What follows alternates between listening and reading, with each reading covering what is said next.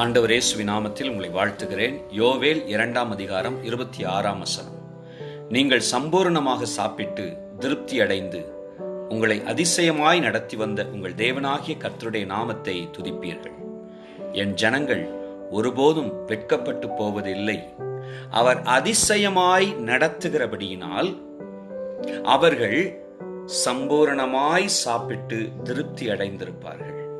அவர் அதிசயமாய் நடத்துகிறபடியினால் அவர்கள் ஒருபோதும் வெட்கப்பட்டு போவதில்லை என்று இந்த வசனத்தில் கர்த்தர் தம்முடைய ஜனத்தை குறித்து பேசுகிறார்.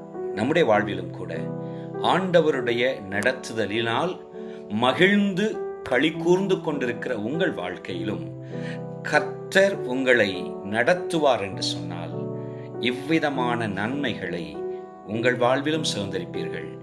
கர்த்தருடைய வழிகளில் நடக்க நம்மை ஒப்புக் கொடுப்போம். நன்மையாய் நடத்துவார். Praise the Lord.